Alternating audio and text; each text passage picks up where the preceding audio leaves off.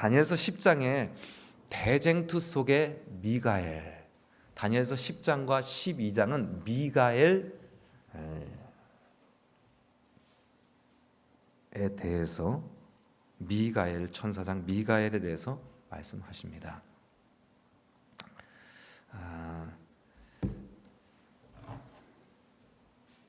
그런데 이 미가엘 천사장이 대쟁투 속에서 우리를 도우실 것이라는 것이 다니엘서 10장의 주제 말씀입니다. 다니엘서 10장 1절을 한번 읽어보겠습니다. 바사왕 고레스 제3년에 한 일이 벨드사살이라는 이름한 다니엘에게 나타났는데 그 일이 참되니 곧 큰 전쟁에 관한 것이라. 다니엘이 그 일을 분명히 알았고 그 환상을 깨달으니라. 고레스 3년에 다니엘에게 한 일이 나타났습니다. 환상이 나타났죠. 근데 그것이 큰 전쟁에 관한 이야기입니다. 오늘 대쟁투라는 말은 큰 전쟁이란 말이죠. 이 대쟁투, 곧 큰 전쟁에 관한 것이라. 대쟁투에 관한 것이 나타났습니다. 다니엘이 그 일을 분명히 알았고 그 환상을 깨달았습니다. 그 깨닫고 나서 그 전쟁이 무서운 것을 깨닫고 다니엘이 새 이래 동안 슬퍼합니다. 그리고 새 이래가 차기까지 만 3주일이 될 때까지 좋은 떡을 먹지 아니하고 고기와 포도주를 입에 대지 아니하며 기름을 바르지 아니하였다. 다니엘이 한 17살, 15살 뭐 이때쯤에 포로로 끌려갔다고 하면 고레스 1년은 67년이 되던 해입니다. 67년째 된 해. 근데 3년이 됐으니까 이제 70년이 지났습니다. 70년이 지나서 지금 85세쯤 된 다니엘, 85세가 좀 넘었을 수도 있고요. 87세, 거의 90세가 되었을 그 다니엘이 3주일을 금식하는 것입니다. 우리 장완순 집사님이 3주일을 금식하시면 어떠실까 제가 생각해 봅니다. 이 말씀 보면서 우리 장완순 집사님 만약에 저 연세에 3주일을 금식하시면 견뎌낼만 할까?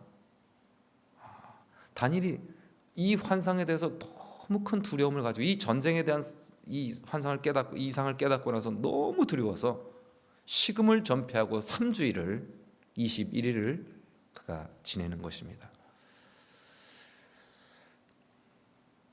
고레스 3년은 BC 536년에서 535년 사이입니다. 고레스 1년에 다니엘의 간절한 기도, 사자구리들 앞에서도 간절한 기도를 통해서 고레스 왕이 예루살렘으로 귀환하는 명령, 다리오 왕과 함께 귀환하는 명령이 일어났습니다. 그 다음에 2년째 에스라서에 보면 많은 사람들이 이제 고향으로 돌아갔습니다. 근데 에스라서 4장 5절에 보면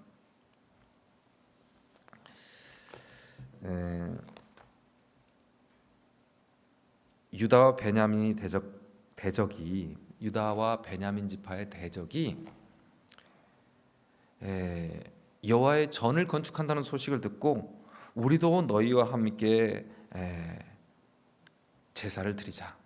그리고 너희와 함께 성전을 같이 건축하자. 그랬더니 4장 4절에 우리가 혼자 건축하겠다.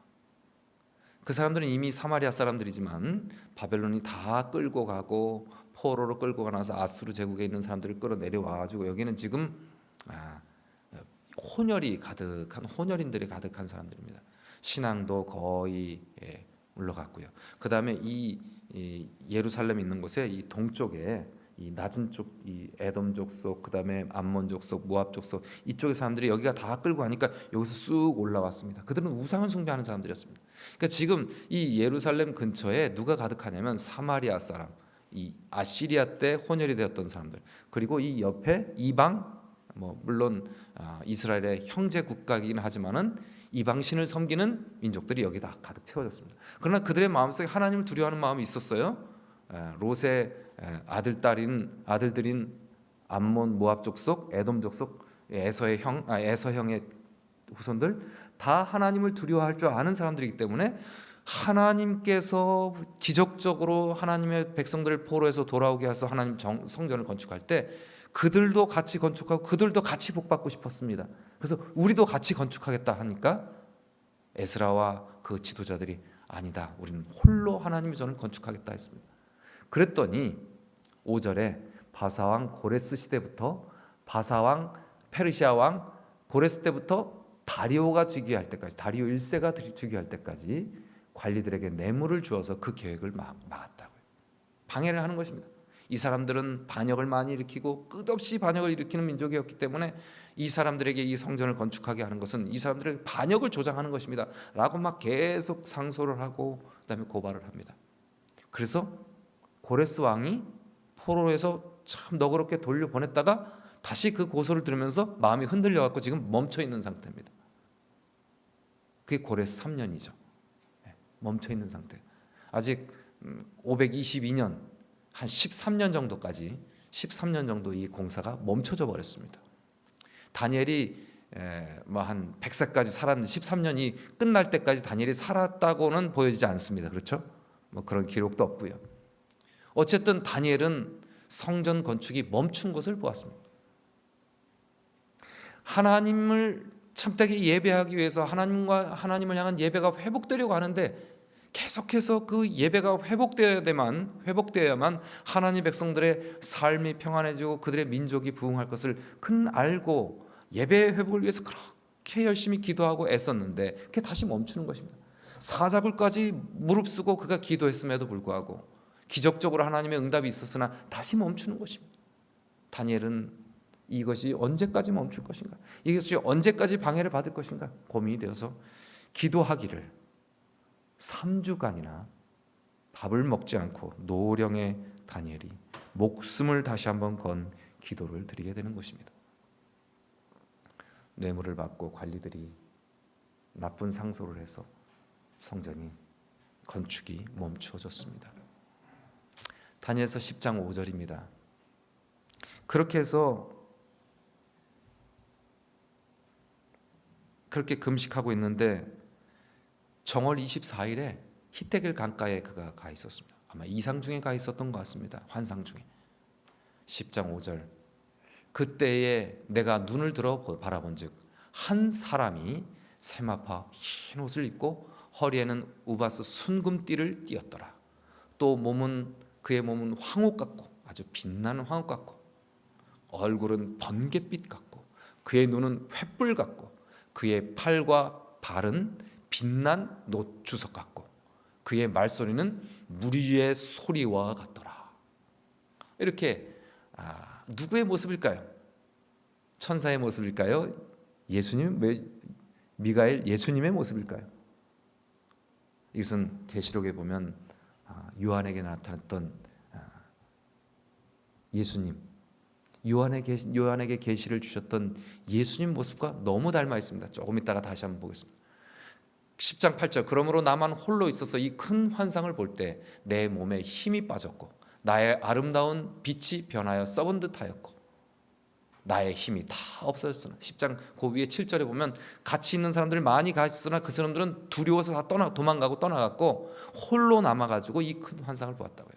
바울이 다메섹으로 가다가 주변에 있는 사람들은 그 예수님이 나는 너가 핍박하는 자 예수라라고 말씀하실 때 주변에 있는 사람들이 그 소리를 알아듣지 못했지만 다 그 빛과 우레 소리를 듣고 다 무서워 떨었던 것처럼 다니엘이 환상을 볼 때 같이 있었던 사람들은 다 이미 다 도망가 버렸습니다. 그리고 다니엘은 그 환상을 볼 때 너무 엄청난 것을 봤기 때문에 힘이 다 빠져버리고요. 얼굴이 완전히 죽은 것처럼 됐다고요.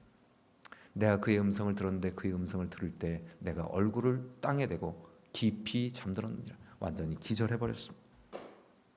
자, 누가 나타나셨다고요? 천사장이 나타나셨다고요? 아니면 누가 나타나셨다고요? 자, 다니엘보다 굉장히 크신 분이 그런 황옥 같고 뭐 이 그림이 좀 그렇지만 어쨌든 이 주석 같고 뭐 같고. 자, 그러면 계시록 1장 13절.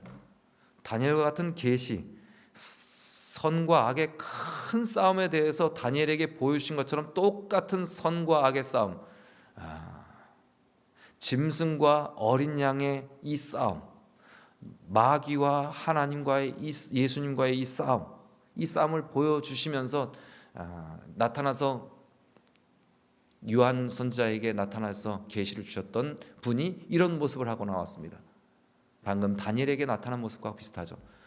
7 촛대가 보이는데 그 촛대 사이에 인자 같은 이가, 아까는 한 사람이라고 그랬는데 여기는 인자 같은 이가 발에 끌리는 옷을 입고 가슴에는, 아까 허리에 금띠였는데 가슴에 금띠를 띠고 그의 머리에 털에 희기가 양털 같고, 아까는 세마포옷이었는데 머리털이 흰 양털 같고 눈 같으며, 그의 눈은 횃불 같은 게 아니라 여기서는 불꽃 같고, 그의 발은 풀무불에 단련한 놋과 같은 게 아니라 빛난 주석과 같고, 그의 음성은 많은 사람의 소리가 아니라 여기는 많은 물소리와 같고, 그의 오른손에 7별이 있고 그의 입에서는 좌우에 날선검이 나오니 그의 얼굴은 해가 힘있게 비치는 것과 같더라. 아까 얼굴은 다니엘에게 나타난 그분의 얼굴은 아주 큰 빛과 같다고 했어.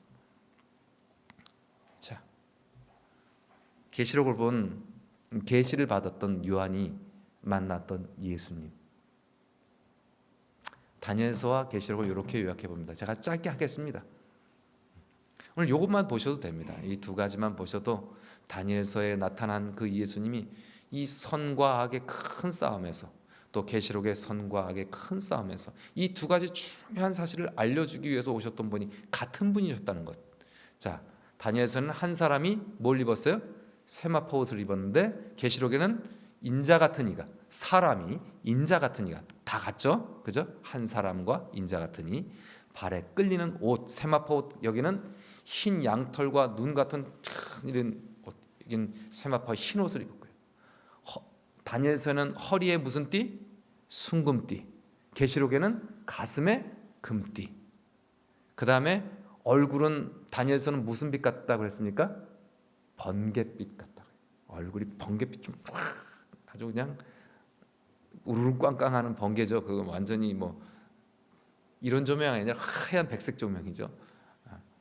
번갯빛 같고, 이쪽에서는 해가 힘있게 비치는 것 같더라. 번갯빛하고 햇빛하고 거의 색깔이 같습니까? 그렇죠. 이런 주광색 등이 아니죠. 백색 등. 하여튼 여긴 번갯빛, 여기는 해가 힘있게 비치는 것. 그다음에 팔과 발은 빛난 놋과 같다. 여기는 발은 빛난 주석과 같다. 여기 눈은 횃불과 같다 그랬고, 여기는 눈은 불꽃과 같다 그랬고, 말소리는 무리의 소리와 같고, 이쪽은 그의 음성은 많은 물소리와 같다. 같은 분입니다. 같은 분이 같은 계시를 줍니다. 선과 악의 사이의 싸움에 대해서. 계시록도 짐승에 대해서 자세하게 나오고, 그 다음에 그 짐승을 이기시는 어린 양의 백성, 어린 양에 대해서 자세히 나옵니다. 다 같은 내용입니다. 다니엘서는 8장과 9장의 정한 때 끝, 이 마지막 때 오랜 후에 될 일을 보여주신 것이고요. 계시록은 그 일이 직접적으로 계시된 그때에 어떤 일들이 있을 것인지 좀 더 자세히 주님이 보여주시는 장면입니다.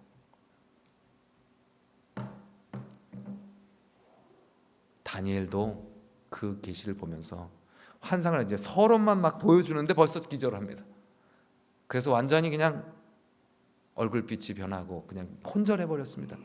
그때 한 손이 있어 나를 어루만지기로 내가 떨었더니 그가 내 무릎과 손바닥이 땅바닥에 닿게 일으키고, 완전히 이러지는 못하고 그냥 엎드릴 정도, 완전히 혼절한 사람을 이렇게 좀 기운 차리게 하셨습니다.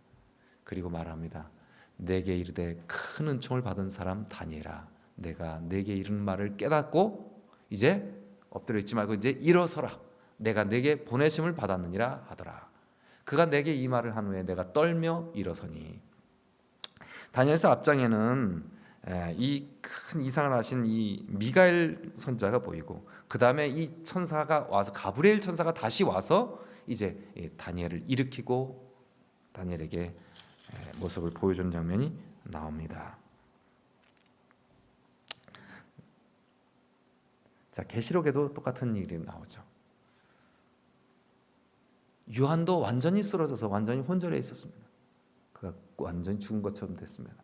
1장 17절에 내가 그 7 촛대 사이를 거니시는 횃불 같고 흰 양털 같고 그 다음에 빛난 주석, 불 붙는 주석 같고 그 다음에 날선 검이 나오고 그 다음에 그 입에서 많은 물소리와 같은 그런 엄청난 분, 똑같은 다니엘이 봤던 똑같은 분을 보는 순간 그는 엎드려졌습니다. 엎드려 죽은 자 같이 되매 그가 오른손을, 여기는 좀 잘못 나와서 왼손이지만 오른손을 내게 얹고 이르되 뭐 하지 말라? 두려워하지 말라. 나는 처음이요 마지막이니. 일어나서 그가 이제 계시를 받게 됩니다. 똑같은 장면입니다. 다니엘서 10장 22절에 두려워하지 말라. 그가 내게 이르되 다니엘아 두려워하지 말라.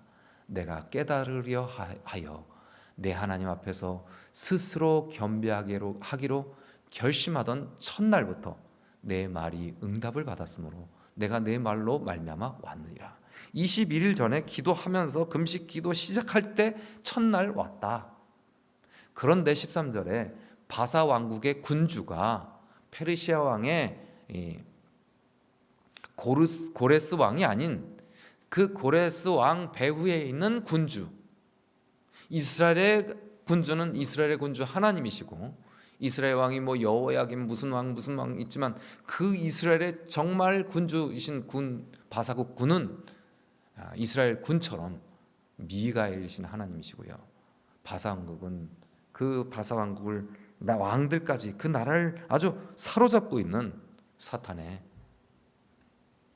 천사가 가로막고 있었습니다. 바사 왕국의 군주가 20일 동안이나 나를 막았으므로 내가 거기 바사 왕국의 왕들과 함께 머물러 있더니, 루스벨 천사장과 가브리엘 천사가 같은 동급이라서 그랬는지 모르겠습니다. 다니엘에게 이 계시를 보여주고 계시를 알려주고 다니엘을 위로하고 다니엘에게 용기 주는 것을 누가 막아야 됩니까? 지금 그 정체가 드러날 수밖에 없는 루스벨 천사장이 막아놓은 것 같습니다. 그런데 아무리 타락했어도 가브리엘 천사와 루스벨 천사는 급이 같습니까? 아마 가브리엘 천사도 루스벨 천사가 막으면 어려운가 봅니다. 머물러 있었더니 가장 높은 군주 중에 하나인 루스벨 천사장, 가브리엘 천사장보다 더 높은 누가? 가장 높으신 만군의 하나님이신 미가엘이 와서 나를 도와주므로 이제 내가 마지막 날에 내 백성이 당할 일을 내게 깨닫게 하러 내가 올 수 있었다. 누가 도와주셨다. 내가 너가 첫 기도 시작할 때 너한테 와서 이것을 알려주고 싶었지만 바사 왕국을 지금 다 사로잡고 있는 그 루스벨 천사장이 나를 막음으로 내가 여기 올 수가 없었지만 우리보다 더 높으신 군주진 하나이신 미가엘께서 오셔서 나를 도와주셔서 내가 이제 뿌리치고 와서 너에게 왔다. 마지막 날에 내 백성이 당할 일을 내가 깨닫게 하러 왔는데 이것은 아주 오래, 이 환상은 아주 오래 후에 있을 일이다 라고 말씀을 합니다. 이제 이게 서론이라서 11장을 말하려고 하는 것이기 때문에 벌써 다니엘서 10장 거의 다 끝나갑니다. 자, 제가 오늘 준비한 말씀은 거의 다 끝나갔습니다. 기억만 하시면 됩니다. 계시록에도 마찬가지입니다. 계시록을 시작할 때 7 교회를 상징하는 저 7 금촛대 사이를 거니시며 손에 7 금촛대의 금 7 교회의 또 사자들, 하나님께서 각 시대를 이끌고 있던 귀한 아주 교회 하나님의 사자들을 주님의 손 오른손으로 붙들고 계십니다. 그러면서 하나님의 교회, 지금 저 촛대 하나 밑에 다 집들이 있죠. 7 교회를 상징하는 각 시대의 각 교회를 상징하는 교회입니다. 하나님께서 모든 시대마다 하나님 백성들을 친히 돌보시고 붙드시는 것입니다. 누구실까요, 저분이? 다니엘서의 저 모양이고요. 계시록의 저 모양입니다. 누구셔요? 미가엘, 우리 주 예수 그리스도이신 미가엘이십니다. 미가엘 하나님. 저분이 우리를 도우신다고요. 선과 악의 싸움에서 가브리엘 천사와 루스벨 천사가 싸울 때 둘이 싸워서 어떻게 해결이 안 나지만 누가 오시면 더 큰 군주이신 미가엘께서 오셔서 나를 도우심으로 뿌리칠 수 있다고요. 오늘 우리가 이 다니엘서 10장에서 한 가지 중요한 것 배우는 것은 선과 악의 싸움에서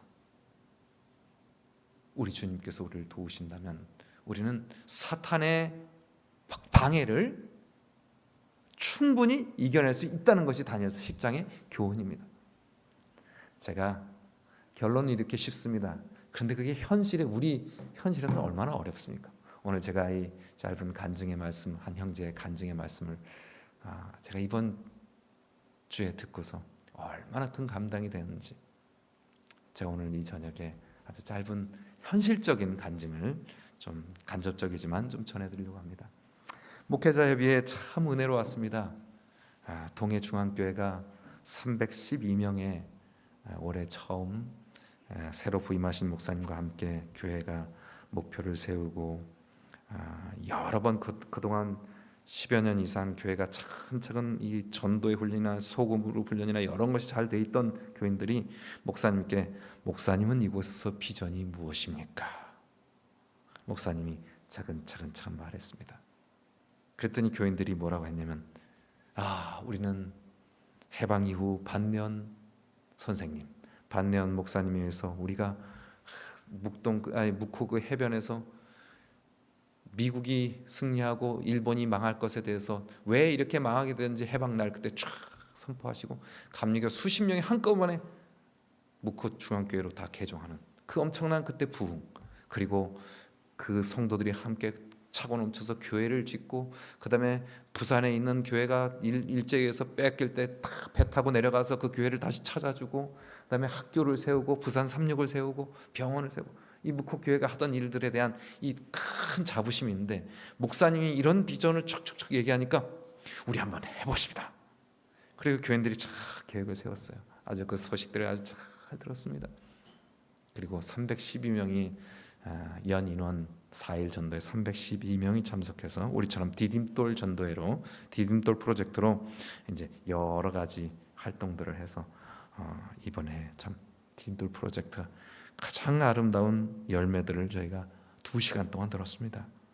얼마나 은혜로운지 모릅니다. 정말 감동이 있었습니다. 되는구나.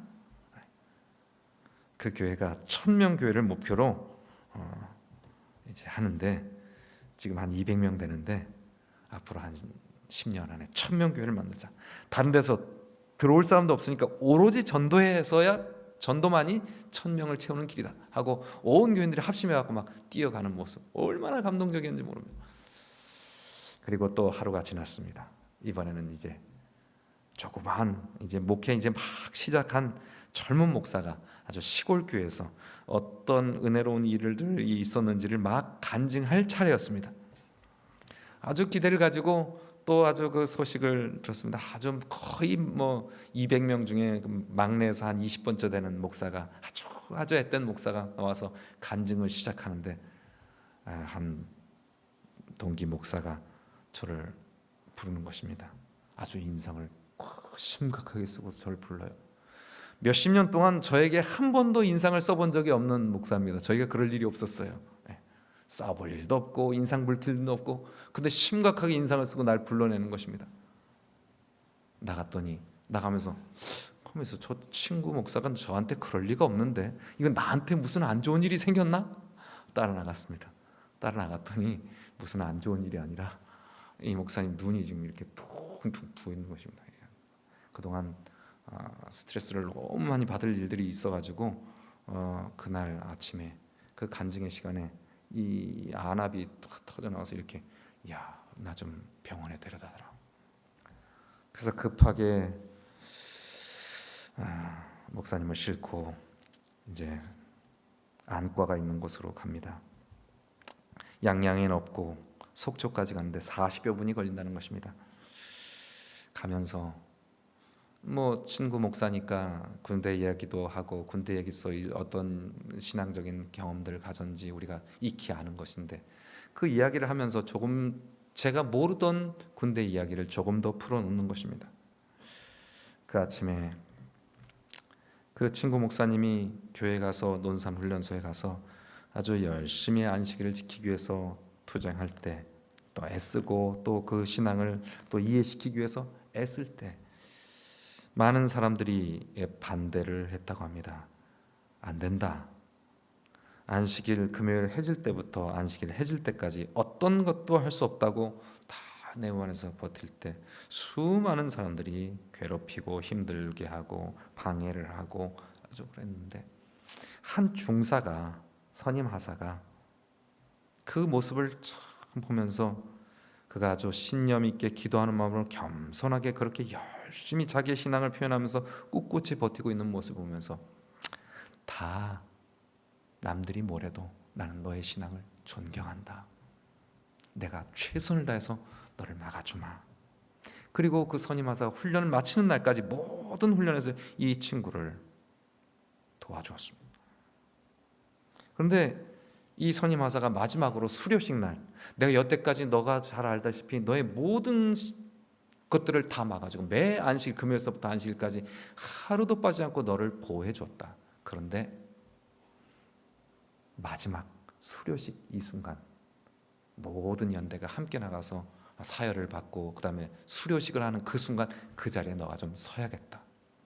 너가 이것도 부담될 거 알지만 너가 나를 봐서, 나의 형편을 봐서 도와달라. 그렇게 간곡하게 호소하니까 이 친구가 이렇게 말했습니다. 선임 하사님, 저에게는 이 한 번이 전부입니다. 그 말이 저에게 큰 감동이 됐습니다. 이 한 번이 저에게는 전부나 마찬가지입니다. 이 신앙하는 친구의 모습을 이 선임 하사가 꺾을 수 없는 것을 이미 알고, 그의 단호함을 알고, 그렇다면 나는 너를 위해서 모든 것을 다했다. 내가 해줄 수 있는 모든 것을 다했다. 이제 너를 도우실 분은 하나님밖에 없다. 우리 연대가 30명씩 한 네모에 수십 개가 있는데, 여기에 딱 네모를 맞추기 위해서는 끝에 한 대여섯 명 이렇게 해가지고 잘린다. 이렇게 만들기 위해서. 만약에 너는 신앙을 포기할 수 없고 너는 너의 신앙을 굽힐 수 없으니, 만약에 그 많은 사람 중에 우리 소대가 딱 요 자리에 끼면 그것은 하나님이 너를 도우시는 것이다. 그렇게 제안을 하더래요, 선임 하사가. 그리고 수료식 날 하나님께서는 일하셨을까요? 안 하셨을까요? 하나님께서는 일하셔서 그 소대가 딱 남는 인원에 걸려서 몇 명을 추려내는데 이 친구 목사를 빼줄 수가 있었습니다. 그 선임 하사가 큰 감동을 하고, 그의 아버지 장례 때도 이 목사님이 찾아가고 할 정도로 지금까지, 그리고 언제든지 제가 지금은 다른 마누라 따라서 다른 교회 가지만 내가 제대하면 내가 목사님과 경험도 있고 그런데 내가 목사님네 교회 나가야죠.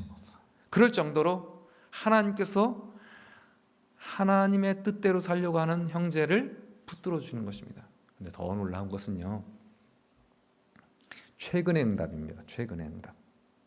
저는 그런 얘기는 옛날에 살짝 들은 것 같은데 최근의 이야기는 더 놀라운 얘기가 있었습니다. 이 친구가 그렇게 금요일 저녁에 네모반에 있는데, 우리도 안식일날 네모반에 금요일 별일 없으니까 네모반에서 잘 있는데, 금요일 갑자기 바깥에서 훈련 소집을 했다는 것입니다. 그래서 나가야 되는 것이에요. 그런데 훈련을 받으러 나갈 수 없다. 그랬더니 바깥에서 이 중대장이 100여 명을, 그 훈련소에 100여 명을 다 원산폭격, 머리를 땅에다 박고 이렇게 기합을 주면서 3명을 뽑아서, 너 때문에 이 많은 인원이 100여 명의 우리 동기들이 지금 다 머리를 박고 지금 이렇게 벌을 받고 있으니 너가 네 신앙을 포기해라. 이렇게 방해를 한다는 거죠. 참 어려운 것이죠. 다시 한번, 나에게 이 한 번은 전부와 같다. 이 친구들을 간부들을 설득한 것이 아니라 동기를 설득하러 들어온 이 3명의 동기들에게 자기의 믿음을 잘 말했다고 해요. 그랬더니 세 친구가, 알았다. 너는 남자답게 너의 신앙을 지켜라. 우리가 감당하겠다. 나가서 내가 동기들을 우리가 설득해서 우리 친구의 신앙을 지키도록 돕기로 하겠다. 그리고 가서 그 벌을 받았답니다.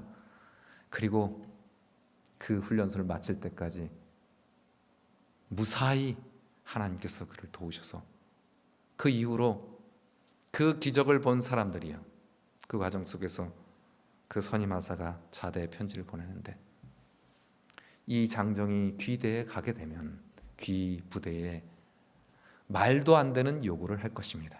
그러나 이 장정을 그 신앙을 꺾기 위해서 강제하면 이 사람은 절대 포기하지 않을 거고, 그 사람은 정말 뭐 어떤 타협도 없을 것이지만 만약에 이 사람을 돕는다면 귀대에 아주 요긴한 사람이 될 수 있을 것입니다. 이미 이러이러한 일이 그 자대에서 있을 수 있는 것보다 훨씬 더 어려운 일이 있고 난처한 일이 있었어도 이 형제는 뜻을 굽히지 않고 그것을 이뤄냈던 사람입니다 라고 편지를 써주니까, 그 편지를 받은 부대에서 다 회의를 미리 다 해갖고 가장 좋은 자리, 그러면서도 오자마자 쫄병이 그렇게 되지 않도록 파견을 탁 보내가지고 안전하게 제대할 때까지 도와줬는데, 그렇게 무사히 제대했는데 놀라운 것은 지난 몇 년 전에 우리가 사인했죠.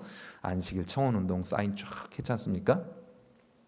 쫙 해갖고 정부에다가 안식일 시험이나 이런 것들 의사고시 무슨 고시 할 수 있도록 취할 수 있도록 청원하는 명령서를 딱 보내갖고 조원웅 목사님 종교자유부장이 딱 갔는데, 갔다 와가지고 무슨 아무개 목사 당신 아무개 문 아무개 알아? 아니 모르는데요. 그걸 딱 국가권익위원회에 가져갔더니 받는 사람이 하는 말, 제가 잘 압니다. 이미 제가 잘 알고 있습니다. 아무개 아십니까? 그 아무개 알죠. 알다마다요. 지금 저기서 목회를 하고 있습니다. 아무개 목사가 됐습니다. 그럴 것 같았습니다. 제가 군대에서 그 사람의 신앙을 보았습니다. 더 이상 말도 하지 않고 국가권익위원회에서 그 모든 것을 잘 처리해 줬답니다. 그 처리해 준 사람 중에 사람이 동기의 신앙을 지켜주기 위해서 동기들을 설득하고 가서 대신 벌을 받았던 그 3명 중에 한 명이었어요. 제가 이 이야기들을 40분 동안 쭉 하면서 그 말씀을 나누는 사이에 어느새 뭐는 사라지고, 스트레스 받아서 안압이 이만큼 올라왔던 이 안압은 뭐하고 사라지고, 상당히 많이 진정된 상태에서 진료를 받고 무사히 돌아올 수 있었습니다. 하나님이 우리가 하나님 뜻대로 서려고 하는 사람을 하나님이 지키십니다. 방해가 있을 수 있습니다. 바사국의 페르시아국의 군 임금, 그 뒤에 있는 임금 천사장 루스벨이 막아서 우리의 천사장 가브리엘이 막힐 수 있습니다. 그런데 누가 도우실 수 있어요? 그 위에 미가엘, 예수 그리스도께서 우리를 도우실 수 있는 것입니다. 정말 방해가 얼마나 심합니까? 100여 명이 나 때문에 1시간씩 30분씩 저기 땅에 머리를 박고 저 있는데, 그 친구들에게 내가 바깥에 한 발 나가고 안 나고, 이 방해가 얼마나 큰 방해입니까? 내 손해가 아니라 누구의 손해가 나게? 형제에게 손해가 나게 하는 가장 아주 곡심한 방해죠. 그런 방해에도 하나님께서, 미가엘께서 도우시면 그 일이 해결되는 것입니다. 또 사람 모양 같은 것 하나가 나를 만지며 나를 강건하게 하여, 같이 있습니다. 19절 시작. 이르되 큰 은총을 받은 사람이여 두려워하지 말라. 평안하라. 강건하라.